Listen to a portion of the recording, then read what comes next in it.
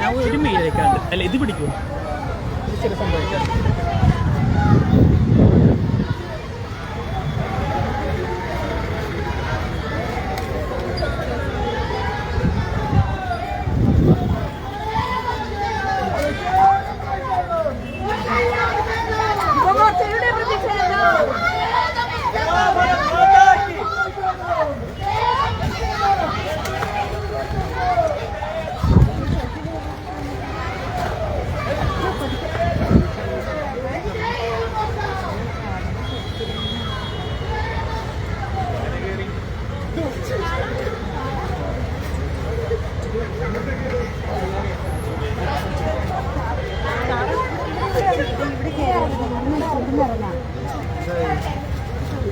ഇത് ആരുടെ ഫോൺ?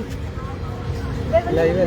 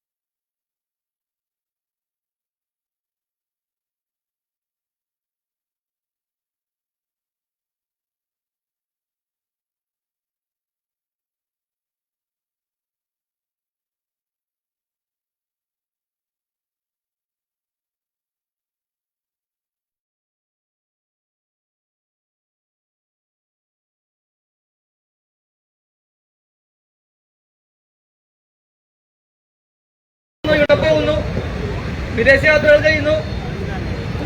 അവസാനം അതിലിപ്പോ ഒരു തീർപ്പായി മെസ്സി ഇങ്ങോട്ട് വരുന്നില്ല. നവംബർ 17 ഇവിടെ കളി ഉണ്ടാകുമെന്നാണ് അറിയിച്ചിരുന്നത്. ഇന്നലത്തെ അദ്ദേഹത്തിന്റെ പത്രസമ്മേളനത്തിൽ പറയുകയുണ്ടായി നവംബർ 30 പണി തീർക്കുമെന്നാണ്, സ്റ്റേഡിയത്തിന് പണി തീർക്കുമെന്നാണ് പറഞ്ഞിട്ടുള്ളത്. നവംബർ 17 ഇവിടെ കളി നടക്കണമെങ്കിൽ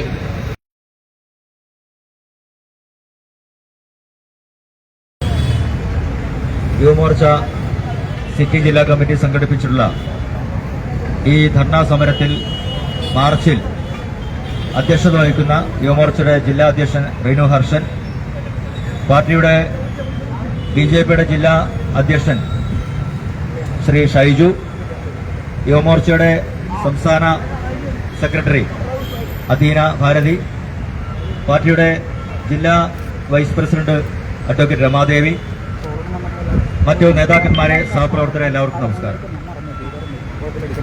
ഭാരതീയ യുവമോർച്ചയുടെ നേതൃത്വത്തിൽ, ജനതാ യുവമോർച്ചയുടെ നേതൃത്വത്തിൽ കൊച്ചി GCDAയുടെ നേതൃത്വത്തിൽ നടന്നിട്ടുള്ള വലിയ ഒരു അഴിമതി, ആ അഴിമതിക്കെതിരെ പോരാട്ടത്തിന്റെ ഭാഗമായിട്ടാണ് ഇന്ന് ഈ സമരം ഇവിടെ സംഘടിപ്പിച്ചിട്ടുള്ളത്. കുറെ കാലമായി നമ്മുടെ കായിക മന്ത്രി അബ്ദുറഹ്മാൻ, എന്റെ നാട്ടുകാരനാണ്, ആ കായിക മന്ത്രിയുടെ നേതൃത്വത്തിൽ പറയാൻ തുടങ്ങി.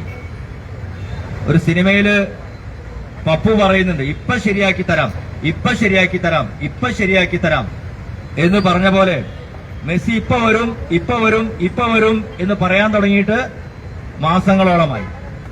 അതിനുവേണ്ടി വിദേശ രാജ്യങ്ങളിൽ പര്യടനം നടത്തുന്നു, കോടിക്കണക്കിന് രൂപ ചെലവഴിക്കുന്നു, പ്രചരണം നടത്തുന്നു. അങ്ങനെ വർഷങ്ങളായി, മാസങ്ങളായി ഈ നാട്ടിലെ കായിക പ്രേമികളെ പറ്റിച്ചുകൊണ്ടിരിക്കുകയാണ് നമ്മുടെ നാട്ടിലെ കായിക മന്ത്രിയും അതുപോലെ തന്നെ കൊച്ചിയിലെ GCD അടക്കമുള്ള ഭാരവാഹികൾ അടക്കമുള്ളവർ. മെസ്സി വരാൻ വേണ്ടി അദ്ദേഹത്തിന്റെ ഫിഫയുടെ അനുവാദമില്ല എന്നാണ് കേൾക്കുന്നത്. അദ്ദേഹത്തിന്റെ നേതൃത്വത്തിൽ ഒരു മത്സരം സംഘടിപ്പിക്കാൻ വേണ്ടിയുള്ള ശ്രമങ്ങൾ തുടങ്ങിയിട്ട് മാസങ്ങളോളമായി. അതിനുവേണ്ടി കൊച്ചിയിലെ കലൂർ സ്റ്റേഡിയം ഒരുക്കാനുള്ള ശ്രമങ്ങളും തുടങ്ങിയിട്ട് മാസങ്ങളോളമായി. ഇപ്പൊ പുറത്തു വന്നിരിക്കുന്നത് ആ സ്റ്റേഡിയം നവീകരിക്കുന്നതിന് വേണ്ടി ലക്ഷക്കണക്കിന് രൂപയുടെ അഴിമതി നടന്നതായിട്ടാണ്. സാധാരണ നിലയിൽ ഒരു സ്റ്റേഡിയം അല്ലെങ്കിൽ ഒരു സംവിധാനം നവീകരിക്കണമെങ്കിൽ അതിനൊരു ടെൻഡർ ക്ഷണിക്കും. ആ ടെൻഡർ ക്ഷണിച്ചതിന് ശേഷം അതിൽ ഏറ്റവും കുറഞ്ഞ ടെൻഡർ ഏറ്റവും നല്ല കരാറുകാരനെ ഏൽപ്പിക്കുന്ന സംവിധാനമാണ് നമ്മുടെ നാട്ടിലുള്ളത്. എന്നാൽ ഇവിടെ സംഭവിച്ചിട്ടുള്ളത് ഒരു കരാറുമില്ലാതെ, ആ ഒരു കരാറിലും ഒപ്പിടാതെ മുട്ടിൽ മരമുറിയുടെ രാജാവായിട്ടുള്ള റിപ്പോർട്ടർ ചാനലിന്റെ MD ആയിട്ടുള്ള ആന്റോയെ ഇത് ഏൽപ്പിച്ചിരിക്കുന്ന സാഹചര്യമാണ് നമ്മുടെ മുന്നിലുള്ളത്.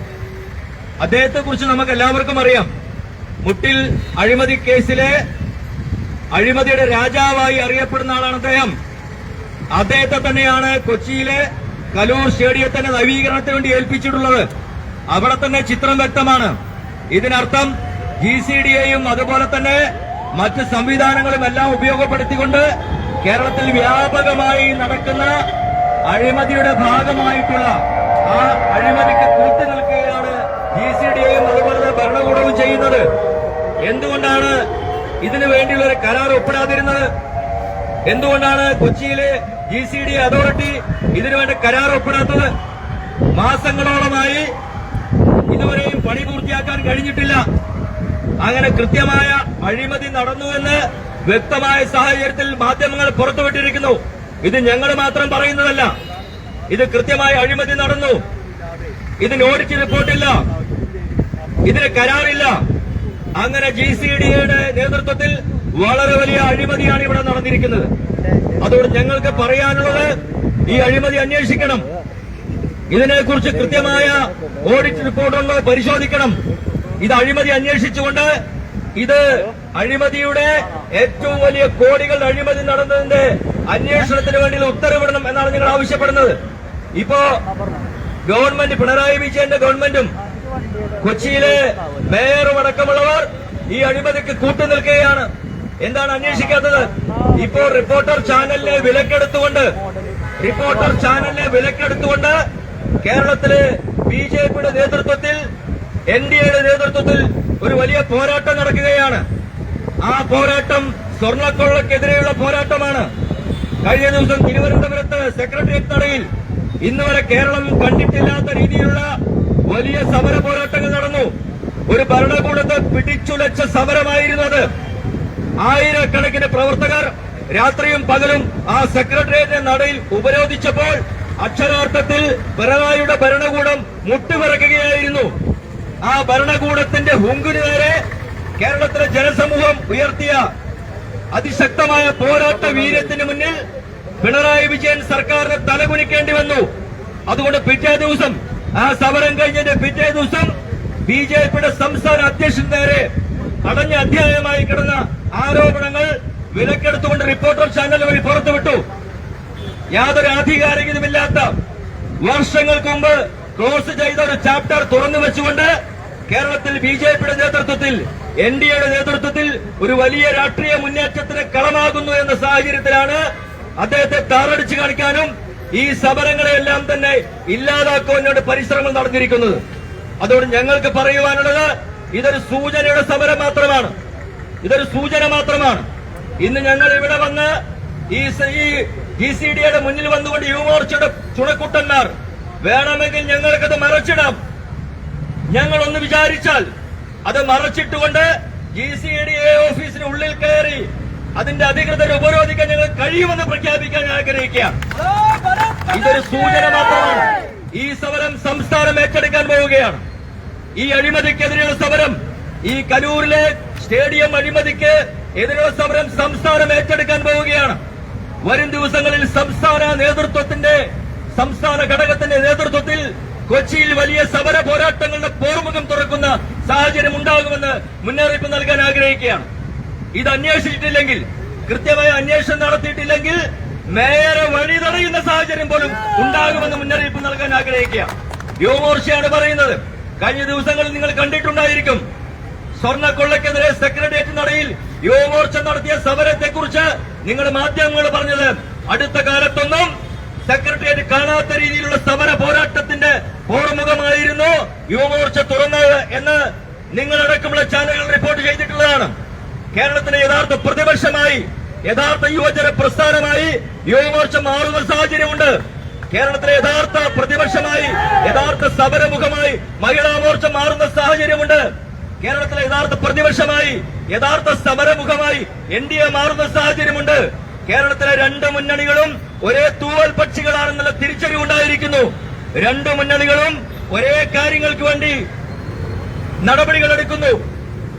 ഇപ്പോ PM ശ്രീക്ക് വേണ്ടിയുള്ള സമര പരിപാടികൾ നടന്നുകൊണ്ടിരിക്കുക. PM ശ്രീ ഒപ്പിട്ടു. ശിവൻകുട്ടിയുടെ നേതൃത്വത്തിൽ വിദ്യാഭ്യാസ മന്ത്രി ഒപ്പിട്ടു. കേന്ദ്രവുമായുള്ള കരാർ ഒപ്പുവെച്ചു. ഇപ്പോ മന്ത്രിസഭ ഉലഞ്ഞുകൊണ്ടിരിക്കുക. മന്ത്രിസഭയുടെ കൂട്ടുത്തരവാദിത്വം നഷ്ടപ്പെട്ടിരിക്കുന്നു. മന്ത്രിസഭയിലെ പ്രമുഖമായ ഒരു മുന്നണി ഇന്ന് മന്ത്രിസഭാ യോഗം ബഹിഷ്കരിക്കുന്ന സാഹചര്യം ഉണ്ടായിരിക്കുന്നു. ഇവിടെ ഒരു മന്ത്രിസഭയുണ്ടോ? നാഥനില്ല കളരിയായി മാറിയിരിക്കുന്നു. ഒരു മന്ത്രിസഭ അധികാരത്തിലേറുമ്പോൾ ആ മന്ത്രിസഭയ്ക്ക് കൂട്ടുത്തരവാദിത്തമുണ്ട്. എല്ലാ കാര്യങ്ങളും തീരുമാനമെടുക്കുന്നത് ആ മന്ത്രിസഭ ഒരുമിച്ച് ചേർന്നുകൊണ്ടാണ്. എന്നാൽ ഇവിടെ ആ മന്ത്രിസഭയുടെ കൂട്ടുത്തരവാദിത്വം നഷ്ടപ്പെട്ടിരിക്കുന്നു. മുഖ്യമന്ത്രി രാജിവെക്കേണ്ട സാഹചര്യമാണ് ഉണ്ടായിട്ടുള്ളത്. ഒരു ഭരണമില്ലാത്ത അവസ്ഥ, ഒരു ഭരണകൂടമില്ലാത്ത അവസ്ഥ. CPI മന്ത്രിമാരും മന്ത്രിസഭാ യോഗത്തിൽ പങ്കെടുക്കുന്നില്ല. മുന്നണിയിലെ ഏറ്റവും വലിയ ഘടകകക്ഷിയായ CPI ഇടഞ്ഞു നിൽക്കുന്നു. കോൺഗ്രസ് എന്താ സാഹചര്യമുള്ളത്? ഇന്ത്യയിൽ 23 സംസ്ഥാനങ്ങൾ ഒഴികെ മറ്റെല്ലാ സംസ്ഥാനങ്ങളും PM ശ്രീ ഒപ്പിട്ടുണ്ട്. കോൺഗ്രസിന്റെ സംസ്ഥാനങ്ങൾ ഒപ്പിട്ടുണ്ട്. ഇന്ന് കേരളത്തിൽ എന്താ നിലപാടെടുക്കുന്നത്? കേരളത്തിൽ കോൺഗ്രസ് എടുക്കുന്ന നിലപാട് ഇതിന് അനുകൂലമായ നിലപാടെടുക്കുന്നു. ഇടതുപക്ഷത്തോടൊപ്പം നിൽക്കുന്നു. അവർക്ക് നിലപാടില്ലാത്ത സാഹചര്യം ഉണ്ടാകുന്നു.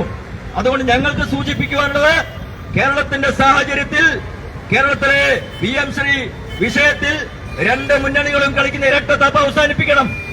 കൃത്യമായ നിലപാടെടുക്കണം. ഇന്ന് CPMന്റെ സംസ്ഥാന സെക്രട്ടറി തിരുവനന്തപുരത്തേക്ക് വിളിപ്പിച്ചിരിക്കുക. മുഖ്യമന്ത്രി അടക്കമുള്ള AKG സെന്ററിൽ യോഗം ചേർന്ന് ഇതിന് പരിഹാരമുണ്ടാക്കാനുള്ള ശ്രമത്തിലാണ്. നട്ടലുണ്ടോ CPIക്ക്? CPIക്ക് നട്ടലുണ്ടെങ്കിൽ, ബിനോയ് വിശ്വത്തിന് നട്ടലുണ്ടെങ്കിൽ മന്ത്രിസഭാ യോഗത്തിൽ ഞങ്ങളോട് സംസാരിക്കാതെ തീരുമാനമെടുത്ത് ആ കൂട്ടുത്തരവാദിത്വം ലംഘിച്ചുകൊണ്ട് ഒപ്പിട്ടതിനെ രാജിവെക്കാൻ തയ്യാറാവുന്ന CPI നേതാക്കന്മാര്. സിപിഐയുടെ മന്ത്രിമാര് അതിനവർക്ക് തയ്യാറുണ്ടോ എന്ന് ചോദിക്കാൻ ഞങ്ങൾ ആഗ്രഹിക്കുകയാണ്. കേരളത്തിന്റെ രാഷ്ട്രീയ സാഹചര്യം മാറിയിരിക്കുന്നു പ്രിയമുള്ളവരെ. കേരളത്തിന്റെ രാഷ്ട്രീയ സാഹചര്യം ബിജെപിക്കും എൻഡിഎക്കും അനുകൂലമായി വന്നിരിക്കുന്നു. പഞ്ചായത്ത് തെരഞ്ഞെടുപ്പ് സമാഗതമായിരിക്കുകയാണ്. ആ തെരഞ്ഞെടുപ്പിൽ ബിജെപിയുടെ നേതൃത്വത്തിൽ എൻഡിഎ വലിയ മുന്നേറ്റം ഉണ്ടാക്കാൻ പോകുന്നു. കൊച്ചിയിലും വലിയ മുന്നേറ്റം ഉണ്ടാക്കാൻ പോകുന്നു. തൃശൂരിൽ മുന്നേറ്റം ഉണ്ടാക്കാൻ പോകുന്നു. തിരുവനന്തപുരത്ത് മുന്നേറ്റം ഉണ്ടാക്കാൻ പോകുന്നു. അതിന്റെ അലയൊലികളാണ് കേരളത്തിൽ കഴിഞ്ഞ 2 മാസമായി നടന്നുകൊണ്ടിരിക്കുന്നത്. ശബരിമലയിലെ സ്വർണ്ണക്കൊള്ളയ്ക്കെതിരെ, ഈ ഭരണകൂടത്തിന്റെ അഴിമതിക്കെതിരെ, GCDയുടെ അഴിമതിക്കെതിരെ സന്ധിയില്ല സമര പോരാട്ടങ്ങൾക്ക് നേതൃത്വം നൽകിയാണ് എൻഡിഎ നേതൃത്വത്തിൽ ബിജെപിയും അതുപോലെ തന്നെ യുവമോർച്ചയും അതുപോലെ തന്നെ മഹിളാമോർച്ചയും എല്ലാം തന്നെ സമര പോരാട്ടങ്ങൾക്ക് നേതൃത്വം നൽകിയാണ്. ഈ സമര പോരാട്ടങ്ങൾ നിലയ്ക്കുന്നില്ല. ഈ സമര പോരാട്ടങ്ങൾ അവസാനിക്കുന്നില്ല.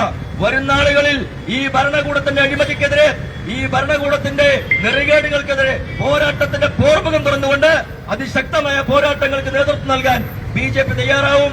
ഈ GCDയുടെ അഴിമതിക്കെതിരെ, കലൂരിലെ സ്റ്റേഡിയം അഴിമതികളുടെ പോരാട്ടത്തിന് സംസ്ഥാന നേതൃത്വം ഏറ്റെടുത്തുകൊണ്ട് വരും നാളുകളിൽ അത്യുജ്വലമായ സമര പോരാട്ടങ്ങൾ കാഴ്ചവെച്ചുകൊണ്ട് ഞാൻ നേരത്തെ സൂചിപ്പിച്ചതുപോലെ മേയർ അടക്കമുള്ളവർക്ക്, അതുപോലെ തന്നെ കായിക മന്ത്രി അടക്കമുള്ളവർക്ക് വഴി നടക്കാൻ കഴിയാത്ത സാഹചര്യം ഉണ്ടാക്കിയാൽ അതിന് നയിക്കരുതെന്ന് മാത്രം സൂചിപ്പിച്ചുകൊണ്ട് ഈ സമരം ഔപചാരികമായി ഉദ്ഘാടനം ചെയ്ത് അറിയിച്ചുകൊണ്ട് ഞാൻ എന്റെ വാക്കുകൾ അവസാനിപ്പിക്കുന്നു.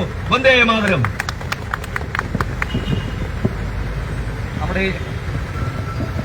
നമ്മുടെ സമരത്തിനോട് സംസാരിക്കേണ്ടത് പാർട്ടിയുടെ സിപി ജില്ലാ അധ്യക്ഷനായിട്ടുള്ള ശ്രീ ശൈശേരനെ ക്ഷണിച്ചോളൂ.